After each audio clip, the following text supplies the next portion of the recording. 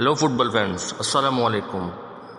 আজকে রাত 1টার সময় দেখতে পারবেন ইংল্যান্ড বনাম আর্জেন্টিনার সেই ঐতিহাসিক ফুটবল ম্যাচ।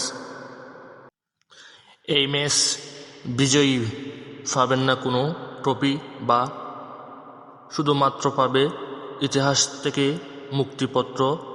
1982 সালে ফ্যাকল্যান্ডের যুদ্ধ ও ফুটবল মাঠে ঘটে যাওয়া কিছু চরম বিতর্কিত ঘটনা ঐতিহাসিক রেষারেষির প্রতিফলন আছে।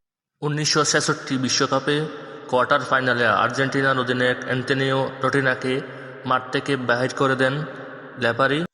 তার ঠিক 6 বছর পর 1982 সালে 74 দিনের প্রায় একটা লম্বা যুদ্ধ হয়।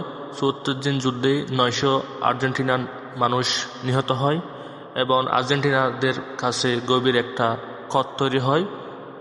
ফকল্যান্ড দ্বীপের যুদ্ধের কারণে 900 আর্জেন্টাইন জনগণ নিহত হয়।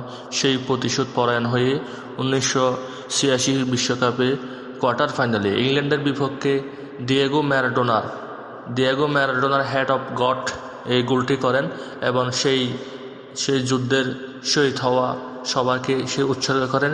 ঠিক তার 5 মিনিট পর মাঠ থেকে 5 জন প্লেয়ারকে কেটে আরেকটি গোল করেন, যে গোলটা গোল অফ সেঞ্চুরি ওয়ার্ল্ড বিশ্বকাপে সে জনপ্রিয়তা গোল হিসাবে অর্জন করেন। 1998 সালে বেকহামকে লাল কার্ড এবং ইংল্যান্ডের হার, এবং 2002 সালে 1-0 গোলে ইংল্যান্ডের জয়, এবং দীর্ঘ 66 বছর পর ইংল্যান্ডের সেমিফাইনালে উত্তীর্ণ হওয়া, সাথে সেমিফাইনালে হার না মানা আর্জেন্টিনার সাথে আজকে সেই সেমিফাইনাল ম্যাচ। এই ম্যাচে থাকবে উত্তেজনা ভরপুর। আজ রাত ঠিক 1টার সময় টিভির পর্দায় চোখ রাখুন।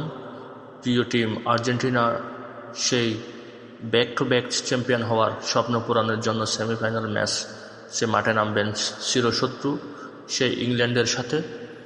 সেই টিমে আছেন লিওনেল মেসি, লিওনেল স্কলারির হাত ধরে ব্যাক টু ব্যাক 2022 বিশ্বকাপ, 2024 কোপা আমেরিকা চ্যাম্পিয়ন এবং 2026 ফিফা ওয়ার্ল্ড কাপে ব্যাক টু ব্যাক চ্যাম্পিয়ন হওয়ার আশায় আজকে এখানে বিদায় নিলাম। আমার ফিল ভিশন চ্যানেলের পক্ষ থেকে আপনাদেরকে